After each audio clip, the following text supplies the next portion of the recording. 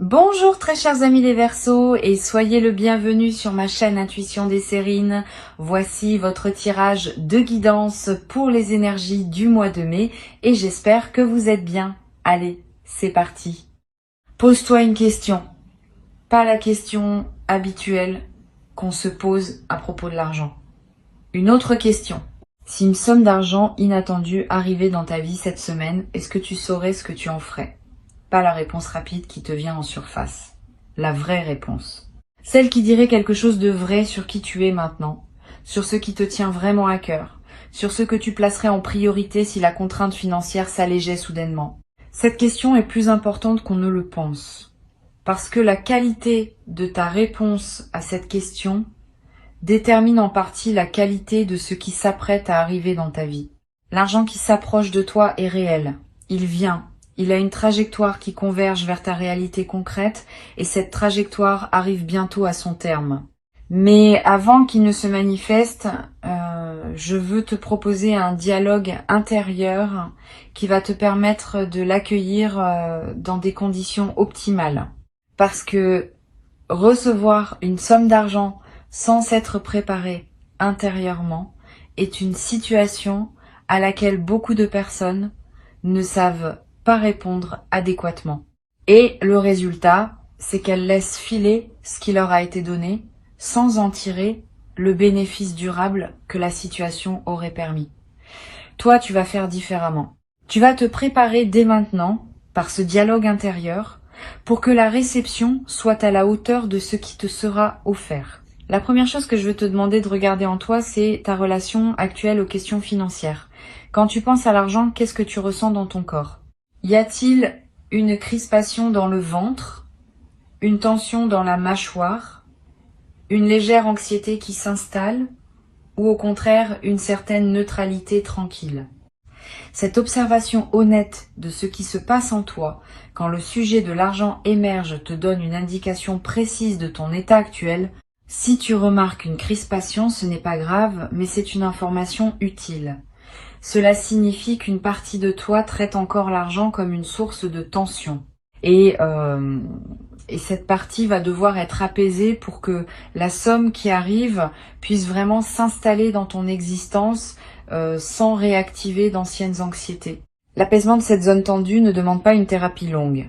Il demande une simple reconnaissance, suivie d'une intention claire. Tu peux te dire intérieurement, je remarque que je porte de la tension autour de l'argent et j'invite cette tension à se relâcher progressivement. Cette reconnaissance bienveillante, sans drame, suffit souvent à enclencher un processus de détente qui se déploie sur plusieurs jours. Tu n'as pas besoin de faire plus que cela pour le moment. La somme qui arrive va ensuite faire son travail elle-même, en t'offrant l'expérience concrète d'une réception sereine qui désinstalle les vieux automatismes de tension. Ici, sur Intuition des Sirènes, je voudrais que tu réfléchisses maintenant à une seconde question. Si tu n'avais pas à justifier ton choix devant qui que ce soit, à quoi te ferait vraiment plaisir consacrer une partie de cette somme inattendue ? Pas le choix raisonnable que tu indiquerais à quelqu'un qui te le demanderait, le choix vrai, celui qui te ferait sourire intérieurement quand tu y penses. Cette question est précieuse parce qu'elle révèle ce qui te nourrit vraiment, indépendamment des injonctions extérieures. Beaucoup de personnes vivent toute leur vie sans répondre honnêtement à cette question. Elles dépensent par devoir, par habitude, par convenance, mais rarement par alignement profond avec ce qui les fait vibrer. Tu vas avoir, avec cette somme qui arrive, l'occasion de faire au moins en partie un choix aligné. Réfléchis à ce que ce choix pourrait être. Ne te censure pas. Si ce qui te ferait vraiment plaisir te paraît trop frivole, trop coûteux, trop inhabituel, regarde quand même cette envie en face. Tu n'es pas obligé de la suivre intégralement, mais tu mérites au moins de la connaître. Beaucoup de personnes étouffent leur vrai désir si vite qu'elles finissent par ne plus savoir ce qu'elles désirent vraiment. Tu peux faire autrement. Tu peux laisser monter à la surface ce que ton cœur veut vraiment, l'examiner avec respect et puis décider ensuite, en pleine conscience, ce que tu en fais. Ce processus de respect du désir authentique est l'un des plus libérateurs qui soit et la somme qui arrive est une excellente occasion de le pratiquer. L'attention qui figure dans le titre Je veux maintenant te dire ce qu'elle signifie vraiment. Elle ne te demande pas d'être méfiant de la somme qui arrive. Elle te demande d'être attentif à toi-même au moment de la recevoir. Attentif à tes réflexes anciens qui pourraient surgir. Attentif aux automatismes qui voudraient diriger l'utilisation à ta place. Attentif aux pressions extérieures qui pourraient te détourner de ce qui te ressemble vraiment. Cette attention à soi-même est ce qui transforme une somme d'argent ordinaire en levier de transformation personnelle. Sans cette attention, la somme passe et ne laisse pas de traces durables. Avec cette attention, elle devient un point de bascule. Je veux te poser maintenant une troisième question. Quels sont les rêves que tu portais et que tu as mis de côté à cause de contraintes financières? Pas les grands rêves dramatiques. Les petits rêves discrets que tu as renoncé à formuler à voix haute parce qu'ils te paraissaient trop coûteux, une formation que tu voulais suivre, un voyage que tu voulais faire, un objet qui te tient à cœur, une activité que tu voulais essayer, un don que tu voulais faire à quelqu'un. Tous ces petits rêves discrets méritent d'être ressortis du tiroir intérieur où tu les avais rangés.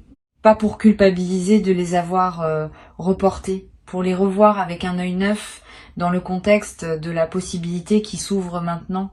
Tu vas peu être réalisé en faisant ce travail que certains de ces rêves discrets n'étaient pas si coûteux que tu le pensais. Que d'autres pourraient être réalisés au moins partiellement avec la somme qui arrive, que d'autres encore demanderaient encore un peu de patience mais sont désormais plus accessibles qu'avant. Cette redécouverte de tes propres rêves discrets est l'un des cadeaux indirects de la situation qui s'ouvre.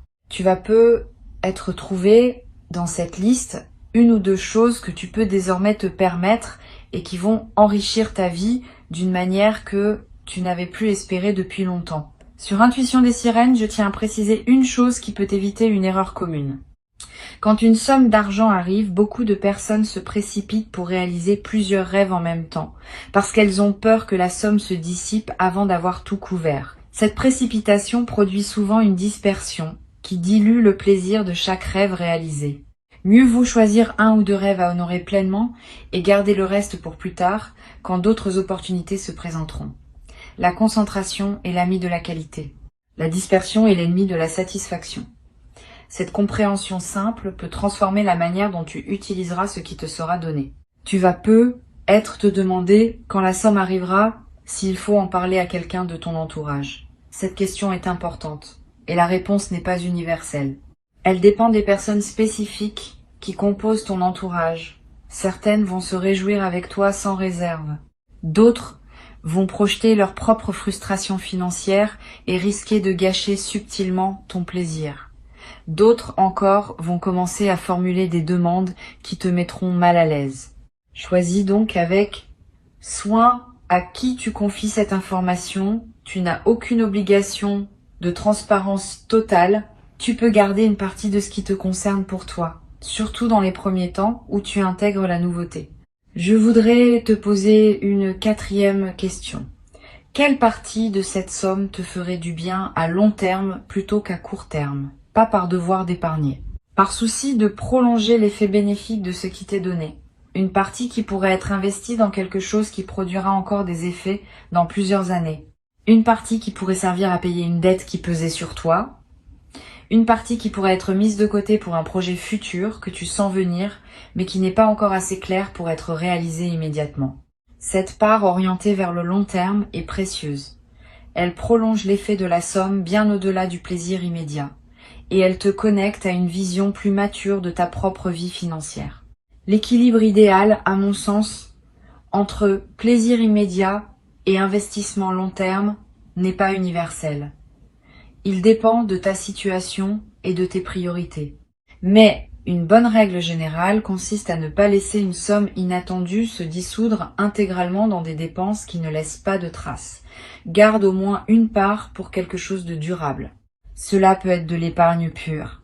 Cela peut être un investissement modeste dans un projet. Cela peut être quelque chose que tu garderas et qui te servira pendant des années. Cette partie durable transforme l'événement financier ponctuel en construction qui s'inscrit dans le temps. Une cinquième question que je veux te poser concerne les personnes que tu pourrais avoir envie d'aider avec cette somme Y en a-t-il dans ton entourage? Si oui, fais attention à un point précis. L'aide que tu offres devrait venir d'un débordement de joie et non d'une obligation morale ou d'une culpabilité. Si tu sens, en pensant à aider quelqu'un, un élan léger, suis-le. Si tu sens, à la place, un poids, une obligation, une crainte, de paraître égoïste, si tu n'aides pas, sois prudent. Aider depuis une obligation forcée transforme le don en fardeau, à la fois pour toi et pour la personne qui reçoit. Aider depuis le débordement transforme le don en cadeau réciproque qui réjouit les deux parties. Tu n'es pas obligé d'aider tout le monde dès qu'une somme te tombe entre les mains. Cette compréhension est importante. Ta première responsabilité quand tu reçois est de te recevoir toi-même pleinement. Si tu te précipites pour distribuer avant d'avoir bien intégré ce qui t'est donné, tu rates l'occasion d'expérimenter pleinement la réception. Et cette expérience pleine de la réception est précisément ce qui ouvre la porte à de futures réceptions. Permets-toi donc de garder, au moins dans un premier temps, l'essentiel pour toi. Tu pourras toujours redistribuer plus tard depuis un état d'abondance véritable, plutôt que depuis l'urgence ou la culpabilité. Je voudrais maintenant te demander d'examiner une dernière question, peut être la plus importante. Si cette somme inattendue était la première d'une série de manifestations financières favorables, quelle posture intérieure veux-tu cultiver pour rester aligné dans la durée? Parce que oui, ce qui s'apprête à arriver pourrait bien n'être que le premier signal d'un changement plus large dans ta relation à l'abondance. Et dans ce cas, la manière dont tu accueilles cette première manifestation va calibrer ton système intérieur pour ce qui suit.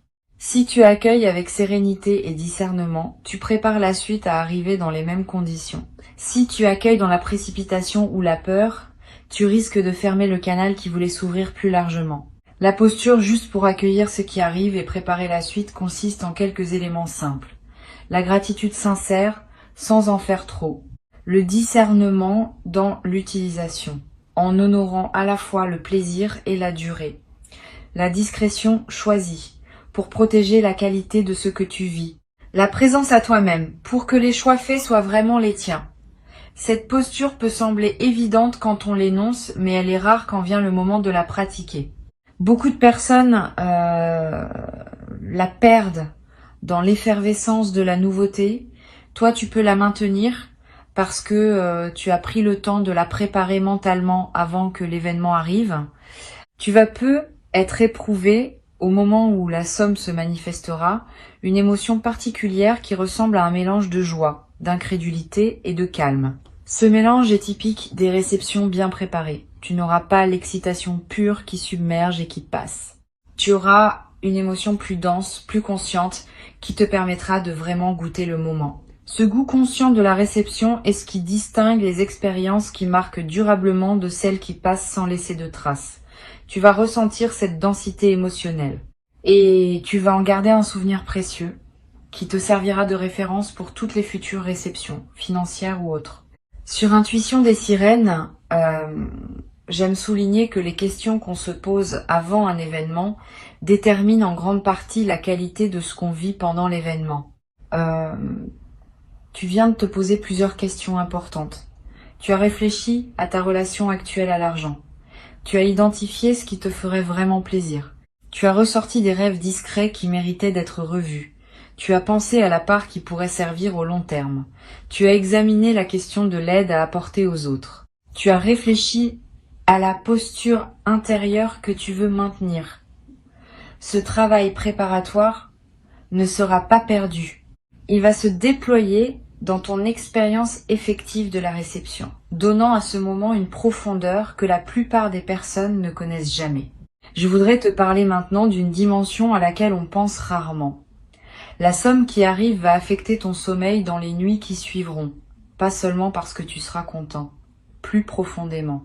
Quand un soulagement financier réel se produit, le système nerveux qui portait peut être une vigilance chronique liée aux questions matérielles, peut enfin se relâcher. Tu vas peu être dormir d'un sommeil plus profond que d'habitude.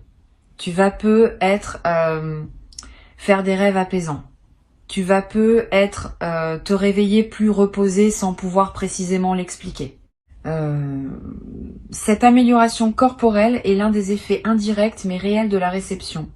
Elle confirme à ton corps que tu peux baisser une garde que tu portais depuis longtemps. Cette baisse de garde corporelle peut se prolonger. Tu vas peu être remarqué dans les semaines qui suivent que ta fatigue chronique diminue, que ton appétit se régule différemment, que des tensions habituelles se relâchent. Ces transformations physiques sont l'expression du fait que ton corps répond positivement aux changements de fréquence intérieure que la réception aura déclenchés. Profite de ces transformations, ne te précipite pas pour reprendre des rythmes intenses qui réinstalleraient la tension ancienne. Donne-toi le droit de fonctionner à un nouveau régime, plus posé, plus habité. Cette nouvelle qualité de présence à toi-même est l'un des cadeaux durables qui dépasse largement le simple aspect financier de ce qui arrive. Je veux ajouter quelque chose qui pourra peut-être te servir. La somme qui arrive a une histoire avant d'arriver chez toi. Elle a circulé, elle a transité, elle est passée par d'autres mains. Et au moment où elle arrive entre les tiennes, elle apporte avec elle une certaine énergie qui dépend de son trajet. La meilleure manière d'accueillir cette énergie est de mettre ton intention propre dans la somme, dès qu'elle arrive. Tu peux, par un simple geste mental, te dire que cet argent est désormais aligné avec qui tu es maintenant, qu'il sert tes priorités véritables, qu'il s'inscrit dans la trajectoire que tu choisis pour ta vie. Ce geste mental, qui peut sembler dérisoire, a un effet réel. Il personnalise l'argent qui te parvient et le met au service de ton parcours spécifique. Une autre dimension précieuse concerne la manière dont tu pourras parler de cette expérience plus tard, quand elle sera devenue un souvenir. Tu raconteras peut-être cette histoire à des proches, à des enfants, à des amis qui traverseront des phases plus difficiles. Et la manière dont tu raconteras va déterminer en partie l'effet inspirant ou non de ton récit. Si tu le racontes comme une chance pure qui pourrait ne plus jamais se reproduire, tu enfermes ce qui pourrait inspirer dans une narration close. Si tu le racontes comme la confirmation que les choses peuvent encore changer même quand on n'y croit plus, tu offres à tes interlocuteurs un témoignage qui peut nourrir leur propre espérance. Choisis cette deuxième manière de raconter. Elle sert non seulement les autres, mais aussi toi-même, parce que la narration que tu choisis influence en retour la fréquence à laquelle tu attireras d'autres expériences similaires. Tu vas être également développé à travers cette expérience un nouveau rapport à ce qu'on appelle la chance. Beaucoup de personnes croient à une chance aveugle qui distribue ses faveurs au hasard, et elles attendent passivement que cette chance les choisisse. Cette croyance est partiellement fausse. Ce qu'on appelle la chance est en grande partie le produit d'un alignement intérieur qui s'est construit sur une longue durée. Tu n'as pas eu de chance par hasard. Tu as cultivé les conditions qui rendent possible la manifestation de ce qui arrive maintenant. Cette compréhension change ta posture pour la suite. Tu cesses d'attendre passivement la chance. Tu commences à cultiver consciemment les conditions qui rendent les bonnes choses plus probables. Et cette cultivation active va produire ses fruits encore longtemps après l'événement initial. Je voudrais te transmettre une dernière chose avant de te laisser. La somme inattendue qui arrive est le messager d'un message plus large. Le message dit que tu es entré dans une nouvelle phase de ton rapport à l'abondance. Une phase où ce que tu portes intérieurement commence à se traduire en ressources extérieures. Cette traduction n'est pas magique. Elle suit des lois subtiles qui régissent la circulation de l'énergie entre l'intérieur et l'extérieur. Tu as nourri ton intérieur. Tu as travaillé ce que tu portais. Tu as développé une qualité de présence qui correspond désormais à un certain niveau de réception extérieure. La somme qui arrive est l'une des premières confirmations de ce nouvel équilibre. D'autres confirmations suivront, sous des formes diverses, financières et non financières. Reste donc ouvert à la suite. Ne t'attache pas à ce que la prochaine confirmation prenne exactement la même forme que celle qui arrive maintenant. Elle pourrait prendre la forme d'une opportunité professionnelle, d'une rencontre fructueuse, d'une idée qui se concrétise, d'une porte qui s'ouvre dans un domaine que tu n'avais pas anticipé. Tout cela appartient à la même séquence d'ouverture qui a commencé en toi et qui se déploie maintenant dans le monde extérieur. Ta tâche, c'est de rester aligné avec ce qui se passe. De ne pas saboter par anxiété ce qui veut s'installer durablement. De ne pas non plus te reposer sur ce qui se manifeste comme s'il n'y avait plus rien à faire. La cultivation continue de l'alignement intérieur reste essentielle. Sans elle, le canal se referme.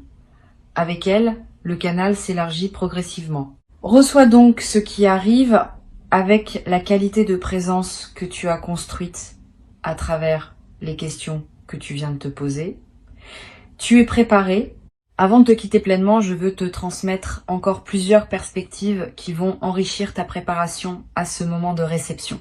La première concerne la qualité du premier moment où tu prendras conscience que la somme est effectivement là, dans ta réalité. Ce premier moment est précieux, il ne se reproduit pas. Tu peux choisir de le traverser dans la précipitation ou de le ralentir pour vraiment le savourer. Je te recommande la deuxième option. Quand tu auras la confirmation que la somme est là, prends quelques minutes simplement pour respirer avec cette information. Ne fais rien tout de suite. Pas de calcul, pas de plan. Juste une présence à ce qui vient de se produire. Ce simple ralentissement transforme un événement en expérience consciente et il imprime dans ta mémoire un souvenir qui te servira longtemps. Une deuxième perspective importante, tu vas peut-être avoir dans les jours qui précèdent la manifestation des intuitions qui te traversent sans que tu puisses les justifier rationnellement. Tu vas peut-être sentir que quelque chose se prépare. Tu vas peut-être avoir des rêves qui contiennent des images d'eau, de pluie, de fleuves, qui dans le langage symbolique évoquent souvent l'arrivée de ressources. Tu vas être remarqué des chiffres qui reviennent dans ton environnement. Ne disqualifie pas ces signes, ils ne sont pas des hasards. Ils sont la manière dont ton intuition capte l'approche de la manifestation et te le signale par les canaux qui lui sont disponibles. Note ces signes si tu en remarques. Ils confirmeront, après coup, que ton système intuitif fonctionne bien.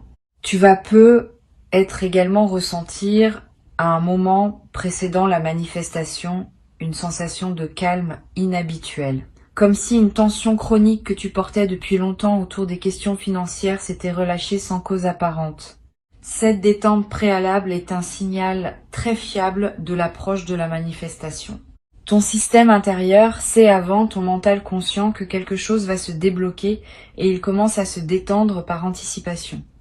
Quand tu remarques cette détente, ne la disperse pas dans des activités intenses. Reste avec elle, habite-la. Cette qualité d'attente détendue est précisément ce qui prépare la réception de qualité. Je voudrais te parler de la qualité de la lumière qui semble changer parfois dans les moments importants de notre vie. Tu vas être remarqué le jour où la somme arrivera ou dans les jours qui suivent que la lumière du soleil te paraît avoir une qualité particulière, plus dorée, plus présente, plus chargée d'une signification que tu pressens sans pouvoir l'expliquer. Cette modification subjective de la lumière est l'une des manifestations les plus subtiles des phases où la grâce se déploie dans une vie. Elle reflète le fait que ta perception elle-même est en train de s'élargir. Et cette perception élargie te permet de capter dans le réel des dimensions qui te restaient inaccessibles auparavant. Profite de ce changement de lumière intérieure. Il accompagne ce que tu vis et lui donne une saveur particulière. Une troisième perspective concerne la manière dont la somme va modifier subtilement ton rapport à ton emploi du temps.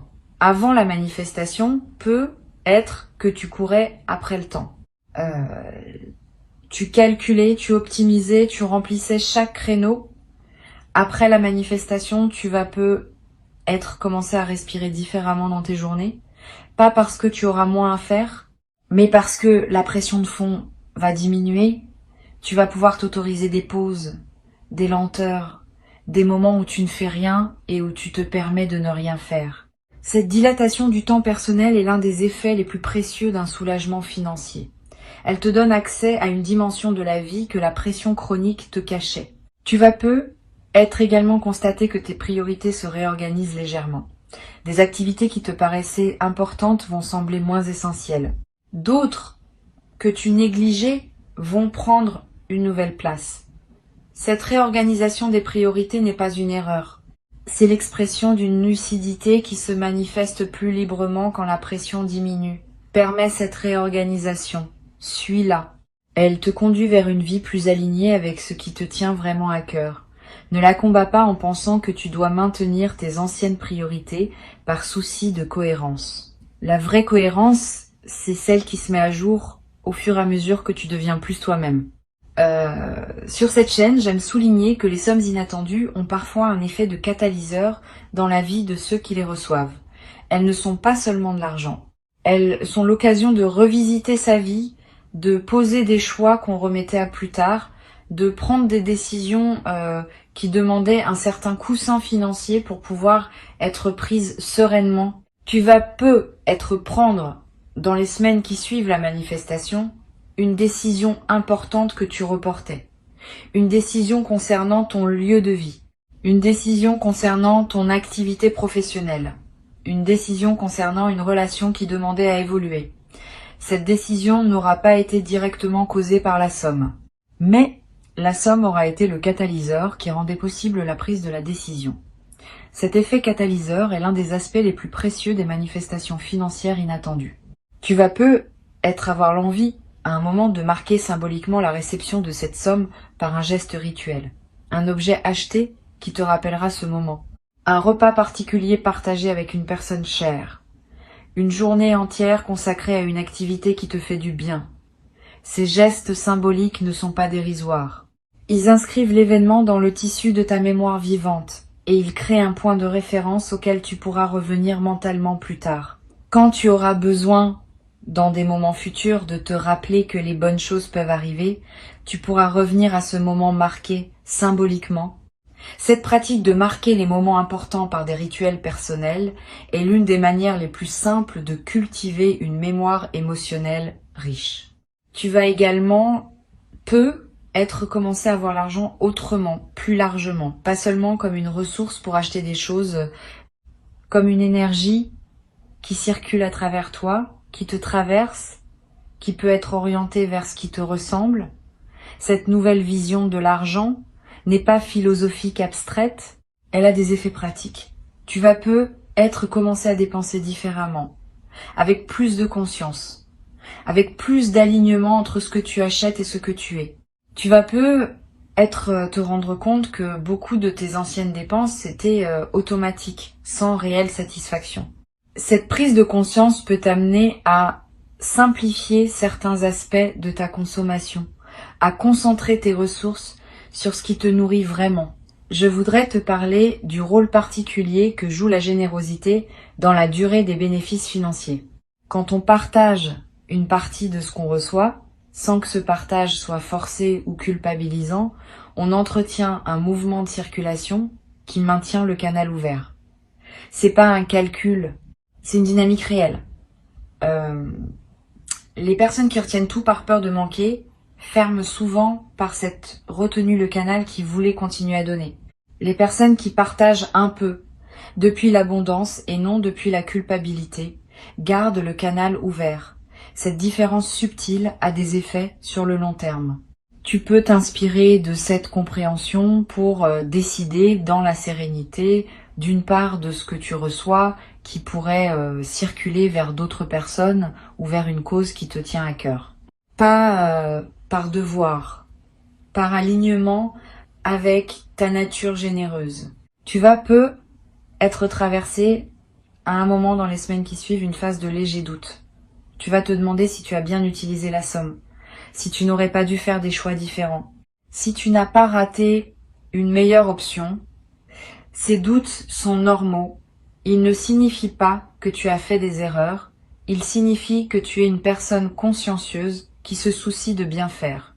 Quand ces doutes surgissent, reviens aux raisons qui ont guidé tes choix. Tu as choisi en pleine conscience, au moment où tu choisissais. Tes choix étaient justes pour le moment où tu les as faits. Le fait qu'ils puissent paraître discutables a posteriori ne signifie pas qu'ils étaient mauvais. Cette compréhension te libère de la rumination inutile. Tu vas peut-être également te demander si cette somme inattendue est vraiment méritée. Cette question est piégée. Elle suppose qu'il y aurait un mérite mesurable qui justifierait ou non ce qui te tombe entre les mains. La vraie réponse est plus simple.